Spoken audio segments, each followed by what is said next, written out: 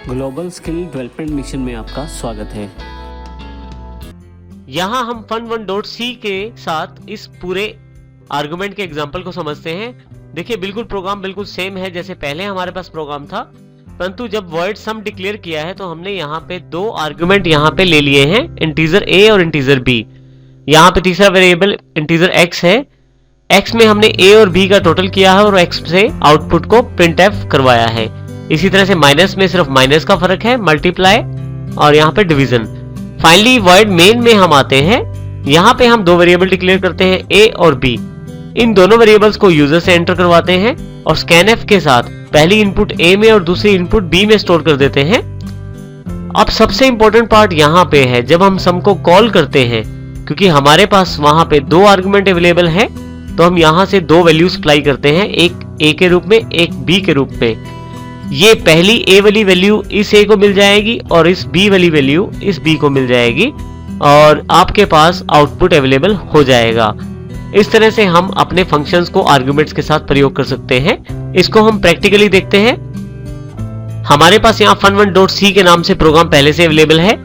देखें सबसे पहले वॉइड सम है, फिर वॉइड माइनस, मल्टीप्लाई, डिवाइड और वॉइड मेन में सम को कॉल किया गया है। जब मैं यहाँ पे कंट्रोल F9 से इस प्रोग्राम को रन करता हूं तो मेरे पास से दो नंबर मांगे जाते हैं जो मैं एंटर कर देता हूं, तो मेरे पास आउटपुट अवेलेबल हो जाता है उन नंबरों के आधार पे। अब यहाँ पे यदि मैं सम के आर्गुमेंट्स को चेंज करता हूं, अर्थात केवल एक आर्गुमेंट सप्लाई करने की कोशिश करता हूं यहाँ पे, परंतु ऊपर सम में मेरे पास दो आर्गुमेंट्स मांगे गए हैं। जैसे ही कंट्रोल F9 से मैं रन करने की कोशिश करता हूं, देखिए क्योंकि सम के जो पैरामीटर्स हैं, सम के जो आर्गुमेंट्स हैं वो सेम नहीं हैं, इस करके हमारे पास एरर आ गया है। कॉलिंग में मैंने यहाँ केवल एक वैल्यू सप्लाई की है, जबकि ऊपर सम में मेरे पास दो वैल्यूज को एक्सपेक्ट किया गया है। तो इस प्रकार आप आर्गुमेंट में ध्यान रखें आर्गुमेंट रूल्स का। फिर से यहाँ मैं ठीक कर देता हूं सम को।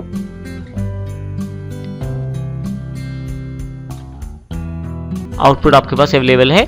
इस प्रकार से आप आर्गुमेंट्स के साथ फंक्शंस को कॉल कर सकते हैं।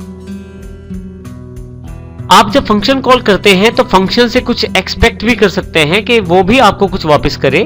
इसके लिए आप रिटर्न स्टेटमेंट का प्रयोग करते हैं फंक्शन के अंतर्गत। देखिए यहाँ पे रिटर्न स्टेटमेंट का प्रयोग करने के लिए जरूरी है कि आपके पास यहाँ ऊपर रिटर्न डेटा टाइप भी मेंशन की जाए। अब देखिए मेरे पास यहाँ इंटीजर सम मेंशन किया गया है वॉइड के स्थान पे। इंटीजर सम है तो इसका अर्थ ये है कि ये फंक्शन मुझे कुछ इंटीजर में वापस करेगा। अब यहाँ यदि आप फंक्शन की बॉडी के अंतर्गत देखें, इंटीजर x में a और b जो आर्गुमेंट के रूप में सप्लाई हुए उनका जोड़, और फाइनली जो आउटपुट आया है वो रिटर्न x कर दिया गया है।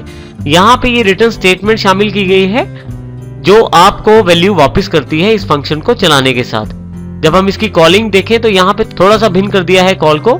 जब सम कॉल किया जाता है तो उसमें a और b को सप्लाई किया जाता है एज आर्गुमेंट, परंतु जब ये सम एग्जीक्यूट हो जाता है तो ये आपको x की वैल्यू वापस c में स्टोर करता है। बिल्कुल रूल वही है, सबसे पहले राइट हैंड साइड की स्टेटमेंट एग्जीक्यूट होती है और जो आउटपुट आपके पास अवेलेबल होता है उसको लेफ्ट हैंड साइड असाइन कर दिया जाता है। और इसी तरह से मेरे पास यहाँ पे माइनस फंक्शन को कॉल किया गया है जिसमें सिर्फ माइनस ऑपरेटर का फर्क है, बाकी सारा फंक्शन जो है बिल्कुल सम की तरह है। और यहाँ पे मेरे पास माइनस में d वापस किया गया है। फाइनली जो आउटपुट मुझे यहाँ वापस मिलती है c और d के रूप में, मैं फर्दर चाहूं तो उस पर कुछ मैनिपुलेशन और ऑपरेशन कर सकता हूं, चाहूं तो उन्हें यहाँ पे प्रिंट भी कर सकता हूं। यदि आप इस प्रिंट वाली लाइन पे अगर आप देखें तो यहाँ पे मैंने डायरेक्ट ही printf के बीच में उस फंक्शन को कॉल कर दिया है और यहीं पे वो उस वैल्यू को प्रिंट कर देगा जो वैल्यू उस फंक्शन ने वापस करनी है। देखिए यहाँ थोड़ा सा फर्क है। सबसे पहले मैंने ऊपर वाली लाइन में सम फंक्शन को कॉल किया, जो आउटपुट आई उसको सी में ट्रांसफर किया और फिर सी को प्रिंट करवाया, लेकिन दूसरी वाली लाइन में मैंने किसी भी वेरिएबल में आउटपुट को ट्रांसफर नहीं किया और डायरेक्टली यहीं पे प्रिंट उसे करवा दिया है। तो इस प्रकार आप दोनों तरीकों में से जो तरीका चाहें वो प्रयोग कर सकते हैं। हम इस फंक्शन को प्रैक्टिकली देखते हैं। हमारे पास यहाँ fun2.c के नाम से फाइल अवेलेबल है। इसमें सबसे पहले इंटीजर सम, फिर इंटीजर माइनस जिसको अभी हमने डिस्कस किया है, और वॉइड मेन यहाँ पे अवेलेबल है।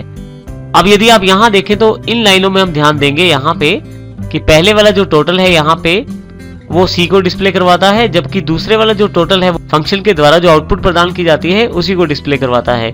मैं यहाँ कंट्रोल F9 कर देता हूँ, रन कर देता हूँ प्रोग्राम को और यहाँ पे 2 वैल्यूज सबमिट कर देता हूँ। तो देखिए आउटपुट में कोई भी फर्क नहीं है। यहाँ पे फर्स्ट वाला जो आउटपुट है वो भी 34 है और सेकंड वाला जो टोटल इज है वो भी 34 है।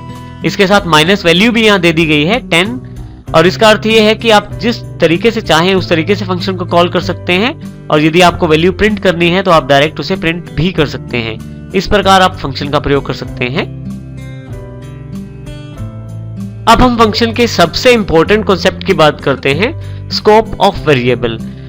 एक वेरिएबल को जब डिक्लेयर करवाया जाता है तो वो उस फंक्शन तक या उस स्कोप तक लिमिटेड रहता है जहां उसे डिक्लेयर करवाया जाता है, परंतु जैसे ही हम उस फंक्शन या उस स्कोप से बाहर जाते हैं तो वो वेरिएबल हमारे पास अवेलेबल नहीं हो पाता।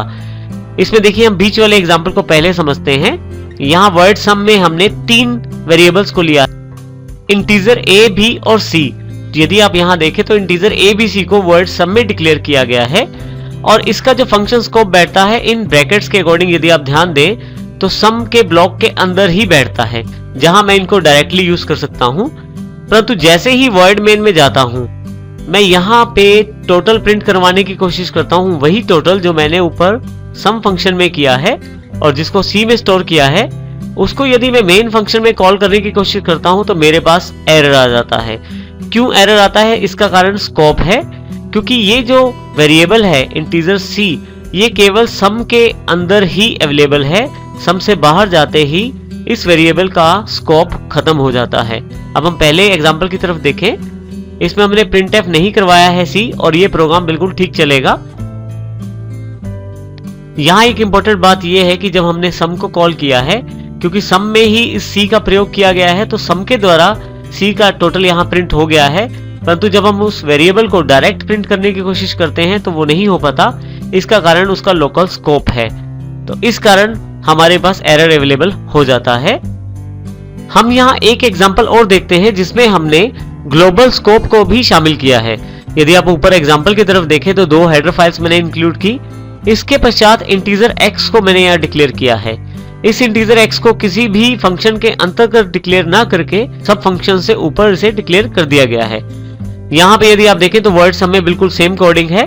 यहाँ पे मैंने c को प्रिंट करवाया है, परंतु साथ ही ग्लोबल x को यानी कि x की वैल्यू भी प्रिंट करवाई है। फिर से वर्ड मेन में यहाँ पे x को 10 वैल्यू दी गई है, सम को कॉल किया गया है, और यहाँ पे हमने लोकल c और ग्लोबल x दोनों को प्रिंट करवाने की कोशिश की है। इस प्रोग्राम को चलाने से पहले एक बात आप ध्यान रखिएगा कि जब आपका प्रोग्राम एग्जीक्यूट होता है तो वो सबसे पहले वर्ड मेन से शुरू होता है। तो इसका अर्थ यह है कि मैंने यहाँ x को कोई भी वैल्यू नहीं दी, लेकिन जब आपका वर्ड मेन एग्जीक्यूट होगा क्लियर स्क्रीन के पश्चात x को 10 वैल्यू यहाँ से असाइन होगी। उसके पश्चात सम फंक्शन एग्जीक्यूट होगा। अब जब सम फंक्शन यहाँ से एग्जीक्यूट होगा तो आपके पास 2 आउटपुट अवेलेबल हो जाएंगे, एक c का और एक x का। c का निर्भर करेगा यूजर ने कौन से 2 इनपुट दिए हैं, और x का क्योंकि 10 है इसलिए यहाँ पे 10 आउटपुट अवेलेबल हो जाएगा। उसके तुरंत पश्चात यहाँ पे अब देखिए मैंने c को यहाँ पे कमेंट बना दिया है, क्योंकि ये एरर देगी लाइन अगर मैं डायरेक्ट इसे चलाता हूँ, क्योंकि c जो है वो लोकल स्कोप का वेरिएबल है और सम के अंतर्गत ही चल पाएगा, और c को मैं वर्ड मेन में कॉल नहीं कर पाऊंगा। परंतु यहाँ पे printf में मैंने ग्लोबल x को कॉल किया है और ये यहाँ पे वर्किंग कर पाएगा, क्योंकि x जो है वो एक ग्लोबल वेरिएबल है, वो किसी भी फंक्शन की बाउंड्री से अटैच नहीं है। तो इसका अर्थ ये हुआ कि यदि आप कोई ग्लोबल वेरिएबल डिक्लेयर करवाते हैं तो वो सभी फंक्शंस के लिए कॉमन रहता है। आप किसी भी फंक्शन में उसे कॉल कर सकते हैं। किसी फंक्शन में कोई लोकल वेरिएबल क्रिएट करते हैं और दूसरे फंक्शन में उसे कॉल करने की कोशिश करते हैं तो आप नहीं कर पाते, क्योंकि उसका स्कोप लोकल स्कोप रहता है। हम इसको